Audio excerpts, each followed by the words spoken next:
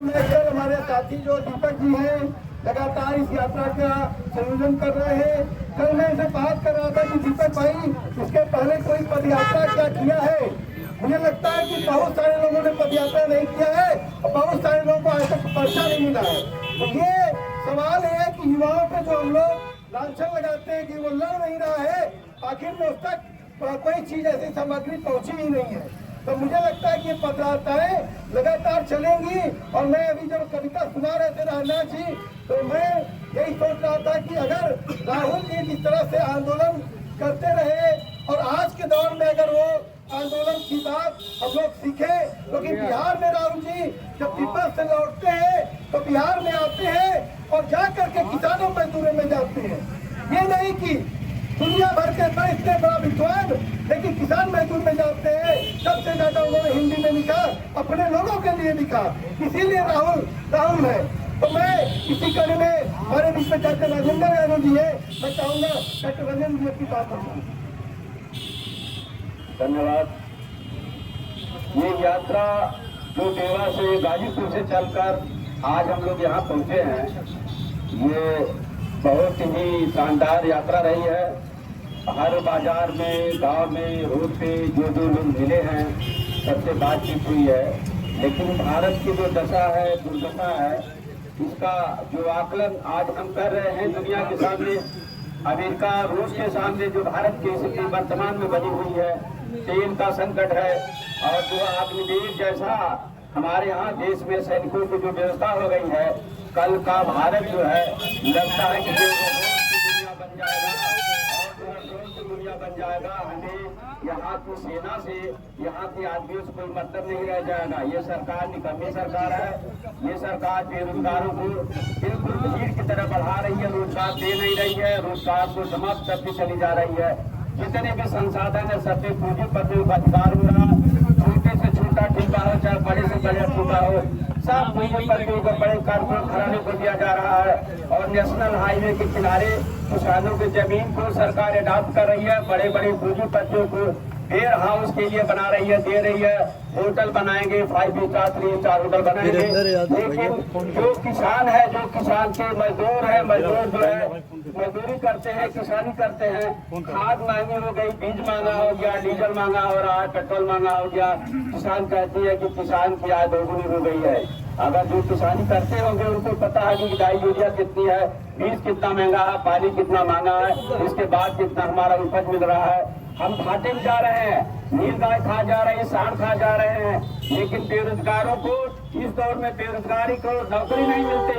अगर सरकार बेरोजगारों को नौकरी नहीं दे सकती तो बेरोजगारी भत्ता दे, अग्निवीर जैसी संस्था खत्म करे, पुलिस का, मिलिट्री का जैसे प्रावधान का उसको लागू करे और जो पुरानी पेंशन बहाल करे। अगर पुरानी पेंशन बहाल नहीं करती, हम एमपी एमएलए को जैसे अमेरिका में 2 बार से 3 बार इलेक्शन नहीं जीत सकता, लड़ नहीं सकता, ऐसे ही 2 बार से 3 बार अगर कोई यहाँ इलेक्शन लड़ने के लिए विधायक एमपी आता है तो उसकी गाड़ी पर हम लोग पत्थर मारेंगे। पत्थर सीबीआई एमएल जैसा जब तक रोड के लिए करेंगे तब तक ये नहीं होगा। एक व्यक्ति हो जा, दोबारा उसको लड़ने का अधिकार नहीं होना चाहिए इस देश में। जैसा अमेरिका में है ऐसा यहाँ भी होना चाहिए। एक विधायक 9 पेंशन ले रहा है। बेरोजगार लोग बेरोजगारी के लिए मर रहे हैं, नौकरियां नहीं मिल रही है, इनको बेरोजगारी भत्ता नहीं मिल रहा है। हम इनके साथ नहीं लड़ेंगे, अब यहाँ के विधायकों और एमपी एमएलए के साथ लड़ेंगे। ये व्यवस्था पूरी तरह से बदलनी चाहिए। जैसा पंडित राहुल सांस्कृतायन और जो है देवा नवरंग राय, जिसको हम शाहजहां सरस्वती देवा गाजीपुर से कहते हैं, इन लोगों का क्षेत्र आजमगढ़ गाजीपुर से छोड़कर पटना बिहार की तरफ रहा। बिहार से चल के उन्होंने लद्दाख से जो अध्ययन किया, बौद्ध धर्म ग्रंथों का अध्ययन किया। अब जो पाया, उन्होंने पाया कि मंदिर मस्जिद में भगवान और गॉड ईश्वर नहीं रहता। भगवान कहाँ मिलता है? इस धरती पर भगवान कोई है, कोई इंसान है, किसान है, मजदूर है, जो हमको रोटी की व्यवस्था करता है। हमारा भगवान केवल किसान है, नौजवान है। देखिए यहाँ का देवी देवता मंदिर मस्जिद नहीं है, इसका चक्कर छोड़ना चाहिए। हिंदू मुस्लिम की बात खत्म करिए। देवानंद सरस्वती और राहुल संस्कृतायन साम्यवाद विचारधारा से ओतप्रोत होकर जैसा इन्होंने अपने ग्रंथों को ले किया है, उसका ग्रंथ पढ़िए। 22वीं सदी जो यहाँ पर लिखा हुआ है, ग्रंथ लिखा 22वीं सदी, 22वीं सदी एक ऐसी सदी होगी जब उन्होंने 200 साल पहले 1922 में लिखी थी। 200 साल के बाद का हिंदुस्तान कैसा होगा, न पुलिस की जरूरत होगी, न मिलिट्री की जरूरत होगी, न सेना पुलिस होगी, न भारत पाकिस्तान बांग्लादेश की कोई सीमा होगी। कोई कहीं भी जाके कमा सकता है, कहीं भी जाके मकान बना के रह सकता है। ऐसा भारत जिसको हमारे पूर्वजों ने कहा हमारा अखंड भारत था, कल हमारा अखंड भारत बन के रहेगा। अब 22वीं सदी जो परिकल्पना है राहुल संस्कृति की वो पूरा होकर रहेगी। धन्यवाद। धन्यवाद साथियों। हमारे बीच में देवरिया से चल कर आए उनीस भाई है।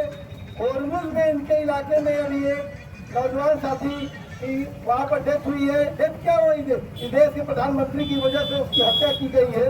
और आप अभी देख रहे थे कांद्रापुर में हमारे 2 नौजवानों के यूक्रेन से कंकाल आए हैं और लगभग 18 लड़के मऊ और आजमगढ़ के हैं। मतलब अगर रोजगार रहता ये लोग क्यों जाते। और ऑफिशियल वेबसाइट पे लोग आदित्यनाथ इजराइल भेज रहे हैं इस देश के नौजवानों को। तो मैं चाहता हूँ कि उनीस भाई आए। ये वर्धा यूनिवर्सिटी से इन्होंने पढ़ाई लिखाई किया और आज इस देश के नौजवान किसानों के साथ मिलकर राहुल की परंपरा को आगे बढ़ा रहे हैं। आइए उनका नमस्कार। बहुत धन्य हूँ। विश्व विख्यात महापंडित राहुल संतरानंद मुझे सौभाग्य प्राप्त हुआ कि मैं इनकी धरती पर आज उपस्थित हूँ। वर्धा यूनिवर्सिटी में मैं पढ़ रहा था, इन्हीं के नाम से महापंडित राहुल संतरानंद केंद्रीय पुस्तकालय वर्धा में है। और वही में जब पढ़ा जो समझा जाना तो बहुत कभी सोचा नहीं था कि यहाँ पर कभी आने का मौका मिलेगा। धन्य है कि आज यहाँ पर उपस्थित है। जैसे कि मैं देवरी जिला से आता हूँ और राजीव भैया के मार्गदर्शन में आया हूँ, उन्होंने बुलाया मुझे। अभी एक घटना हुई है हमारे देश के 3 नौजवान जो कि ओमान तक थे, तो अमेरिका के सीट में उसमें मिसाइल लगा है। तो हमारे देश 3 नौजवान बलिदान हुए हैं। हमारे समाज के हमारे भाई हैं सीमानंद चौरसिया। अभी तो सरकार उनको कोई भी उचित मुआवजा मुद्दा नहीं कराया है। यदि हमारे देश में सम्मानजनक रोजगार मिलता तो हमारे देश के युवा दूसरे देश में क्यों रोजगार करने जाते हैं। तो हमारे देश में जो हमारे देश के प्रधानमंत्री विश्व का घोड़ा पीटते हैं, विदेशी नीतियों का मजबूत दावा ठोकते हैं, यह प्रमाण दिखाता है कि हमारे देश के विदेश में भी खेल हिस्सा है। सीधा सीधा प्रमाण है। धन्यवाद। तो प्रिय हमारे बीच में जब हम लोग जवान की बात करते हैं, किसान की बात करते हैं, हमारे बीच में पूर्व फौजी जेपी सिंह जी हैं। ये बिहार से चलकर आए हैं और बिहार चूंकि राहुल जी का और स्वामी सहजानंद जी का दोनों का क्षेत्र है। और मैं पिछले जब बंगाल चुनाव में पिछली बार मैं गया था तो वहाँ पर जब मैं एक जगह बैठा था और दूर पे थोड़ी दूर पे एक प्रतिमा थी और मैंने दूर से देखा कि राहुल जी की प्रतिमा लग रही है। तो उन्होंने पूछा कि आप कैसे पहचान लिए। मैं कहा मैं तो आजमगढ़ के रहने वाला हूँ। कहा कि अरे आप इतना मैंने कि मुझे लगता है इतना मुझे सम्मान मिला। कह नहीं आज तो नहीं, आज आप बैठिए। और मैं कहा नहीं आज मुझे प्रचार करना है। उनका नहीं कल एक पूरा कार्यक्रम रखा उन्होंने राहुल जी पे। तो राहुल जी के विचारों को, स्वामी जी के विचारों को लेकर आज जेपी जी यहाँ पर आए हैं। और मैं चाहूँगा कि जेपी जी अपनी बात रखें और खूब फौजी रहे जेपी जी और सोशलिस्ट पार्टी से चुनाव भी लड़े। आपके दादा जो है 2 बार MLA सोशलिस्ट पार्टी से और MLC रहे हैं।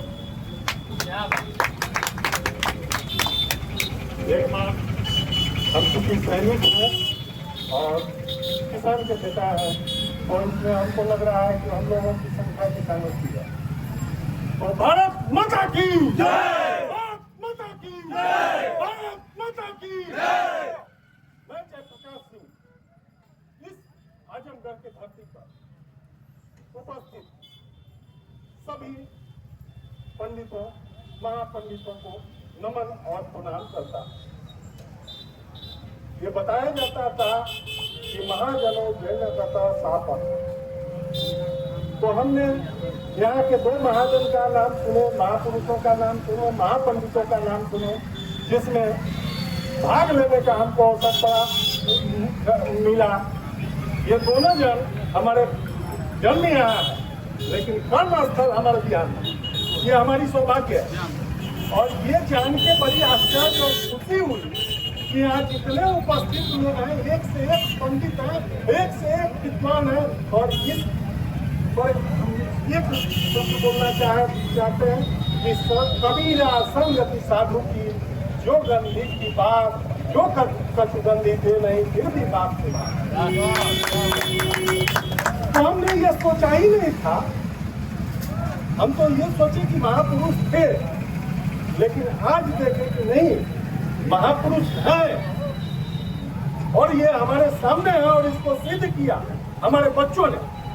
आप लोगों को हम फोन करके धन्यवाद देते हैं और प्रणाम करते हैं, लेकिन इन बच्चों के सामने हम नमन करते हैं। अब देखिए, हम एक छोटा सा अपना संचालन कर रहे हैं नौजवानों के लिए। हमारी पूरी जो जीवन है, हमारी जान, शान, ईमान सब ये तिरंगा। पूरे यात्रा में तिरंगा मेरे साथ रहा है और इसी के लिए हम जीते हैं, इसी के लिए मेरा अब रह गई बात, ये देश किसानों की है और किसान के बेटे कहा जाते थे, उनका सबसे एक ही जगह था, जवान। कभी नारा लगा शास्त्री जी का कि जय जवान जय किसान। आज जो है जवान को खत्म कर दिया गया। क्या जवान बचा है क्या? कोई भी नौजवान बतावे। उन पहले हर गांव में हर रोड पे दौड़ते हुए बच्चे दिखाई देते थे, उनके अंदर एक भूख थी। जो एक पाखंडी बोलता है कि मेरा 56 इंच का सीना, अरे 56 इंच का सीना होता है क्या? सीना तो हमारे नौजवानों का होता था, जो कि ग्राउंड में जाके नपवाते थे और इसके बाद शहीद हो जाते हैं। और उसको इन्होंने क्या बना दिया? अग्निवीर। तो मेरा एक ही मांग है और मेरे नौजवानों का ये मांग है, अब पूरे नौजवान के तरफ से भारतवर्ष से ये मांग करते हैं कि अगर देश में अग्निवीर मेरे किसान का बेटा बनेंगे तो सांसद भी अग्नि सांसद और अग्नि विधायक।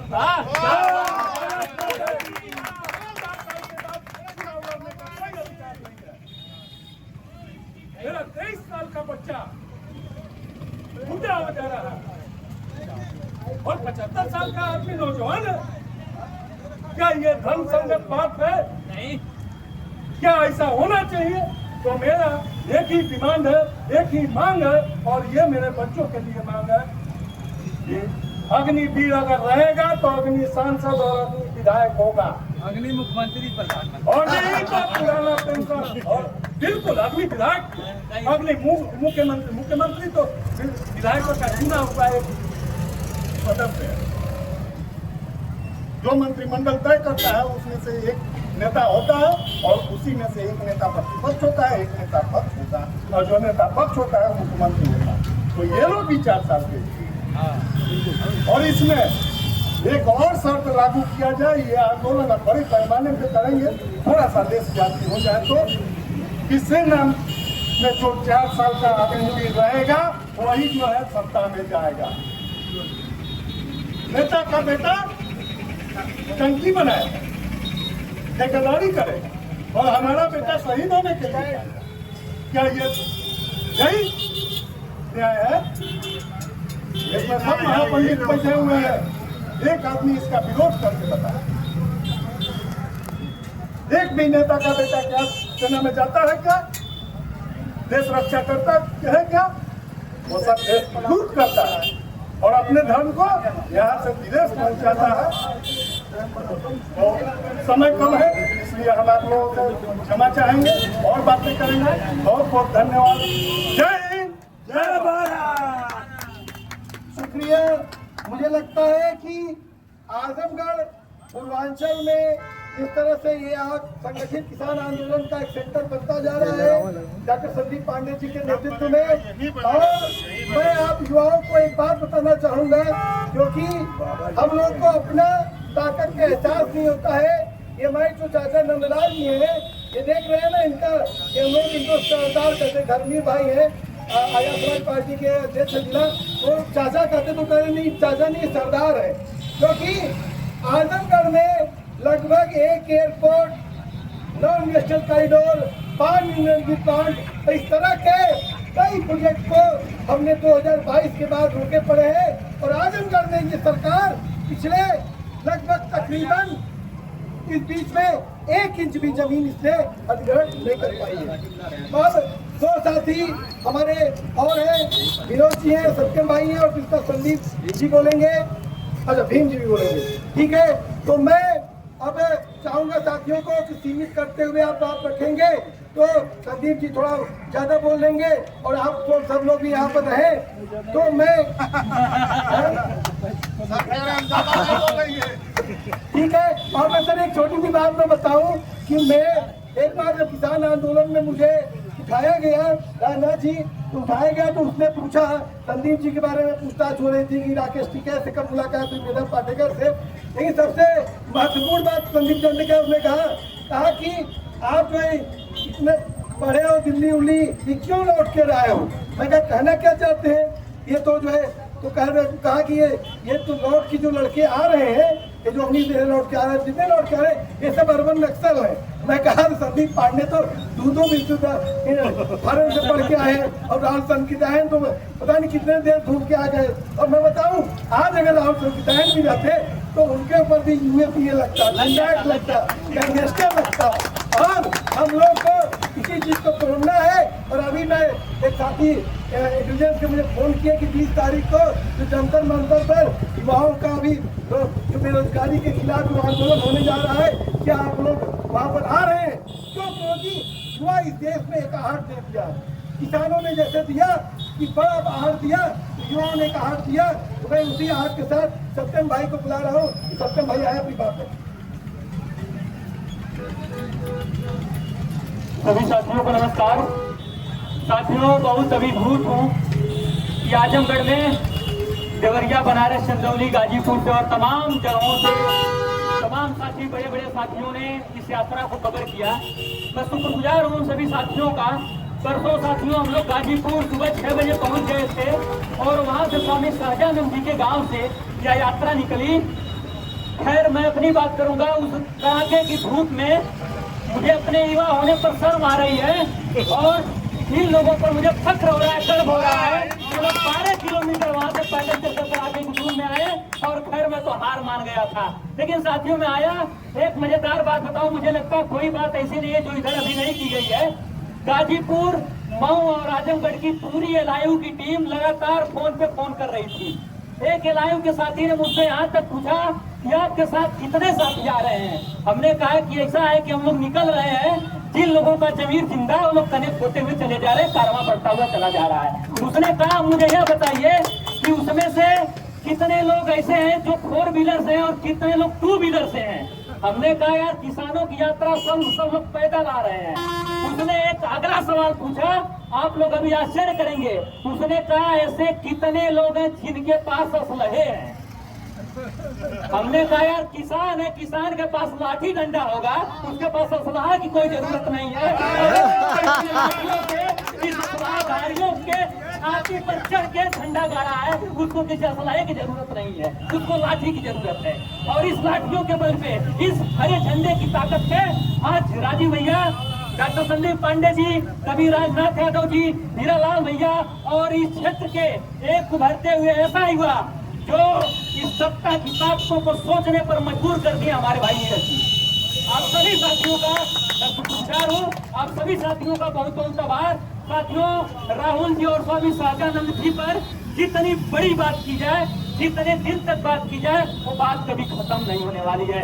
जब आप साहित्यकार के परिप्रेक्ष्य से देखेंगे तो राहुल जितना बड़ा आपको कहीं साहित्यकार नहीं मिलेगा। जब आप किसान की दृष्टि से देखेंगे तो एक लिखने पढ़ने वाला व्यक्ति जब पुलिस की लाठियां खाता है बिहार के किसान आंदोलन में, आप उसके जैसी शख्सियत नहीं देखेंगे। राहुल के बारे में कहा गया है कि सैर कर दुनिया की आखिर, जिंदगानी फिर कहा, जिंदगी कर फिर रही तो नौजवानी फिर कहा।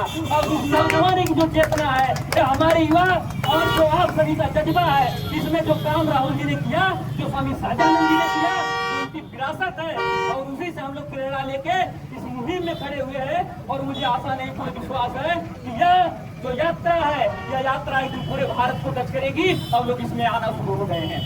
साथियों, जिस प्रकार से बिहार, झारखंड, छत्तीसगढ़ के जंगलों को, जल जंगल जमीन को इस पूंजीपतियों के हवाले किया जा रहा है, मैं आपको एक बड़ी बात बता दूं, वो दिन दूर नहीं है जब पूर्वांचल के, उत्तर प्रदेश के, पश्चिमी उत्तर प्रदेश के और तमाम जो हमारे किसान भाई की जमीनें हैं, उपजाऊ जमीनें हैं, इस जमीनों को जो पूंजीपति है और कारपोरेट है उनके हवाले किया जाएगा। आप इस बात को समझिए, इस बात का अंदाजा आज आपसे आप लगाइए। ये तमाम जो हरियाली भरी हमारी जमीनें हैं, अगर हम एक्टिव नहीं हुए तो ये सरकार आगे इन जमीनों को कारपोरेट के हाथों में देने जा रही है। और अब कारपोरेट के हाथों में साथ में जमीनें चली गई, उस दिन हम और आप बेघर हो जाएंगे। इसलिए जरूरत है ऐसी रैलियों को, ऐसी पदयात्राओं को जो गाजीपुर से आजमगढ़ सिर्फ 3 जिलों को न कनेक्ट करे। यह जिला उत्तर प्रदेश को 75 जिला कनेक्ट करेगा और ये सिर्फ बिहार नहीं करेगा, पश्चिम बंगाल नहीं करेगा, ये पूरे भारतवर्ष की यात्रा होगी। और जिस प्रकार राहुल जी ने घूम घूम कर पूरे विश्व की यात्रा की और दुनिया भर के साहित्य को पढ़ा और भारतीय परंपरा को एक मजबूत नींव डाली, आज यही राहुल के नाम पे जो महापंडित लगा है, जो आज के पंडित हैं और जो ब्राह्मणवादी सभ्यता के पोषक हैं, आज इनके महापंडित से डरते हैं। आज लोग इनसे बात नहीं करना चाहते हैं, आज महापंडित का लोग नाम नहीं लेना चाहते हैं। और मुझे इस बात का फख्र है कि मैं राहुल जी के आता हूँ। भैया ने एक अपना प्रकरण बताया कि जब बंगाल में गए थे चुनाव में, तो राहुल जी के नाम पे इनको क्या हुआ, मैं आपको एक घटना बताता हूँ। मैं मुंबई गया एक कार्यक्रम में, मुंबई में गया, जब उनको पता चला कि सत्यम आजमगढ़ से है, राहुल की धरती से है, मेरा सम्मान बढ़ गया, मेरा कद बढ़ गया। उस दिन मैंने समझा कि पावर क्या है राहुल की, पावर क्या है राहुल की। इस बात को आप सभी लोग समझिए। हम जहाँ पे खड़े हैं ये कोई साधारण सी धरती नहीं है। अरे इस धरती ने वीर दिए हैं, इस धरती ने ऐसे ऐसे क्रांतिकारी जवान दिए हैं, इस धरती ने ऐसे लेखक साहित्यकार दिए हैं जिन्होंने अपनी लेखनी से पूरे भारत की परंपरा को नहीं, अभी तो विश्व की परंपरा पे अपना हस्ताक्षर किया है और एक नई चुनौतियों से लोहा लेते हुए उसे नए प्रकरण में, नए परिवेश में ढाला है। और आज जरूरत है इस युवाओं को, इस देश के किसानों को, मजदूरों को की श्रृंखला में आगे बढ़ते हुए जाएं और एक कड़ी बनाते हुए इस नौजवान यात्रा को, किसान यात्रा को, मजदूर यात्रा को मजबूत बनाने में अपना हम भी योगदान दें। इसी बातों के साथ साथियों, इनकलाब जिंदाबाद, जय जवान जय किसान। राहुल बाबा की, भारत माता की। हमारी सभा ये 10 मिनट और चलेगी और हमारे इस सभा के आज जो हमारे मुख्य अतिथि है संदीप पांडे और अधिवक्ता होंगे, उसके पहले मैं विनोद जी को मैं आमंत्रित करता हूं कि विनोद जी आए और अपनी बात रखें। हम लोग राहुल जी की जन्मभूमि पे आए हैं, तो राहुल जी के बारे में निश्चित रूप से हम लोग आगे सुनना चाहेंगे। धन्यवाद राकेश जी। अभी तमाम आधिकारिक वक्ता लोग अपने ओजस्वी वक्तव्य से लोगों को बताए। राकेश जी ने एक बात कहा कि अगर राहुल जी आज होते तो उनके ऊपर गैंगस्टर लग जाता। सच तो ये है कि राहुल जी के, स्वामी सहजानंद सरस्वती जी के विचारों पर गैंगस्टर तो लगा ही है। राहुल जी सजीव भले नहीं हो, लेकिन विचार कभी मरते नहीं। राहुल जी ने जो लिखा, यह एक ऐसे विद्वान थे जो उन्होंने जिया भी, जिया तब लिखा।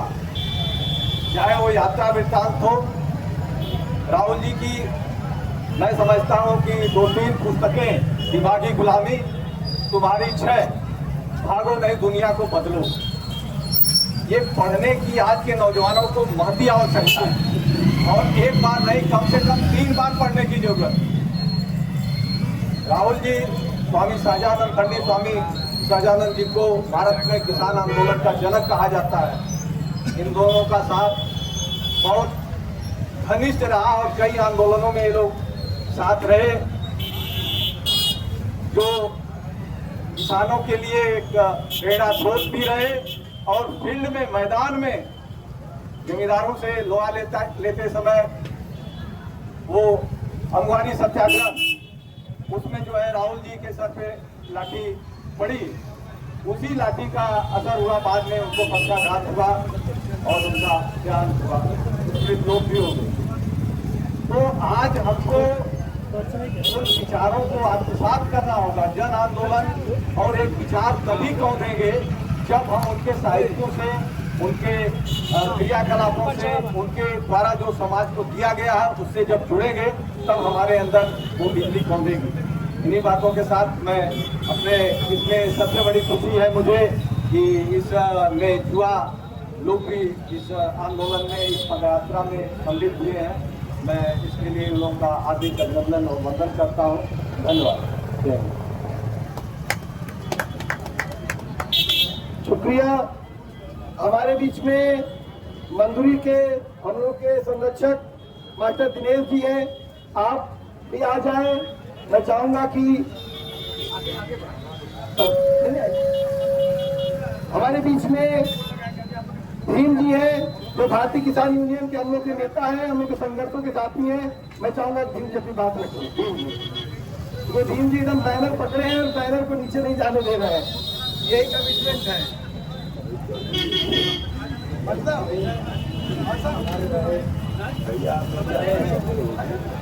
हम लोग 3 दिवसीय यात्रा 16 तारीख से 18 तारीख हम लोग देश में बंगाल के नाम गाड़ियों के नाम चल करके 1.5 लाख की लागत लगा के 5 लाख ले रहे हैं। राहुल वहाँ पर उनके गांव आए हैं और हम लोग धूप में चल करके इनके विचारों को, इनके सिद्धांतों को बताने के लिए हम लोग पद यात्रा निकाले हैं। लेकिन हमें अफसोस है कि हम तो जो गांव की बात कर रहे हैं, अपने जिले की बात कर रहे हैं। हमारे जिले में 2 सांसद हैं, इनकी निधि जो है 5 लाख की है, 1 साल की 5 लाख 5 करोड़ की है। और 2 सांसदों की निधि हो गई 10 करोड़। और हम लोगों के बीच में 10 विधायक हैं, इनकी निधि है 3 करोड़, तो हो गई 30 करोड़, मिलाकर 40 करोड़। जब ये जो पैसा है जो किसान मजदूर जवानों के लिए निधि मिलती है, विकास करने के लिए निधि मिलती है, लेकिन ये जितने विधायक, जितने इनके लोगों के साथ सब तो नहीं कर रहे हैं, लेकिन ये गंदा विचार के हैं, इनकी नीयत गंदी है। ये पैसा लेकर कर क्या रहे हैं, किसान 70 साल तक ले जो है 80 साल तक ले किसान मजदूरी करके अपने बाल बच्चों को, अपने देश को पाल रहा है। लेकिन ये 5 साल इनकी निधि है जो कि इनके 7 पुरुषों तक पैसा जुटा रहे हैं। इनके पूर्वजों जो पूर्वज नहीं कर पाए, ये अपने बाल बच्चों को 7 पीढ़ी के लिए बना दे रहे हैं। क्यों? 47 विभाग है हमारे देश में, 47 विभाग केवल किसान मजदूरों के लिए काम करता है। लेकिन किसान मजदूर इतने जवान, इतने स्तर पर चले